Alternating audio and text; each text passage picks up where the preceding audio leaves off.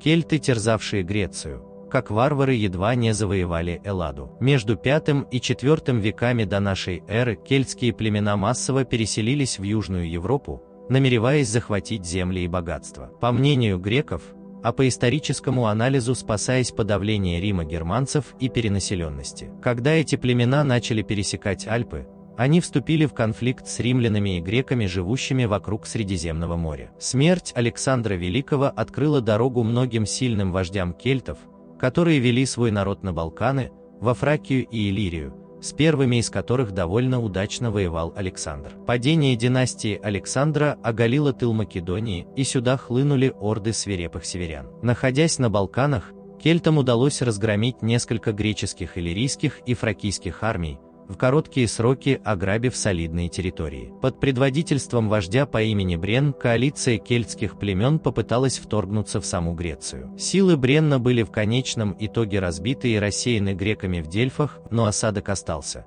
Непобедимая фаланга едва-едва превозмогла армию дикарей. После этого пришедшие на Балканы прочие кельтские племена потерпели поражение, и многие из них огибали Грецию, уходя далее на восток, на Днепр, Бастарны, Неман, Венеды, в Чехию, Бои, даже бежали в Малую Азию, Галаты. Ранее греческие рассказы о кельтах были позитивными и любопытными.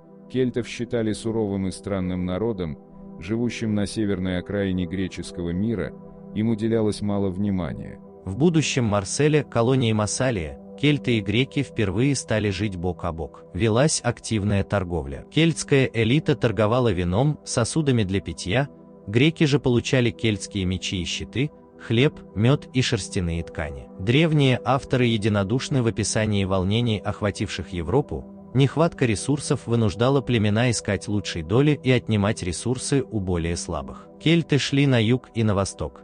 Там теплее, там более богатые страны и легкая жизнь, а также, вероятно, у них была информация о географии этих мест, так как сами кельты пришли из степей современной России десяткам поколений ранее. Римский историк Ливий утверждает, что кельтские племена из Галлии начали селиться к югу от Альп к 600 году до н.э. Ситуация в Италии достигла апогея, когда кельтский вождь, известный как Брен, победил римскую армию у реки Алия, а затем разграбил Рим. Однако Рим победил племена, жившие на Адриатическом побережье, и прочно утвердился в качестве доминирующей державы в регионе. Поэтому кельтские группы двинулись на восток, на Средний Дунай, и сформировали поселения в современной Румынии и Венгрии. Кельтские племена начали вторжение в Иллирию, но регион, находившийся под гегемонией Македонии во время правления Филиппа и Александра Великого, в основном избегали. Слава Александра и его армии была им известна. «Кельты, а вы боитесь чего-то?» – спросил Александр у кельтских вождей однажды.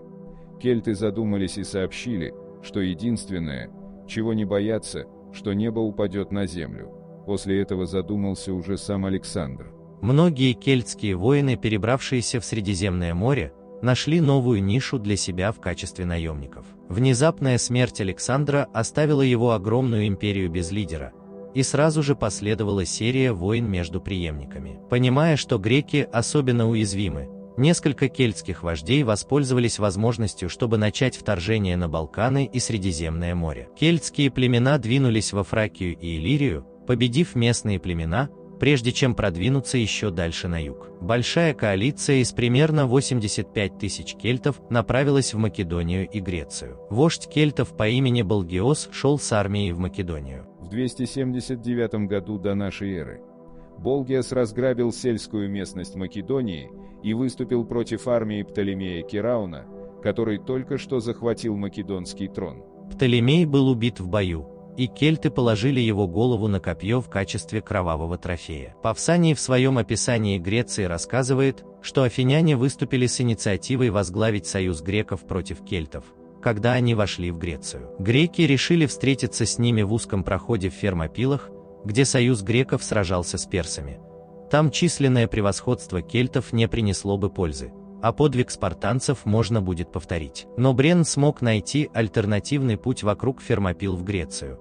Обойдя греческие войска при Фермопилах, Брен повел свои войска к Дельфам, священному городу Аполлона. На этот раз грекам повезло. Землетрясения и грозы затруднили кельтам осаду.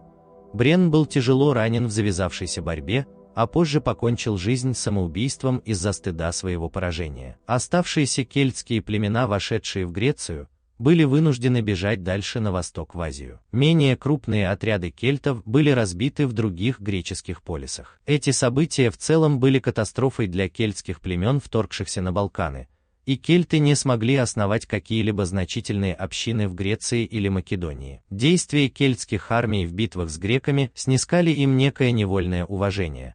Образ стоического, благородного и простого в своем варварстве кельтского героя, архетипа благородного дикаря, стал популярным мотивом в эллинистическом искусстве. Если вам понравилось видео, ставьте лайк и подписывайтесь на канал.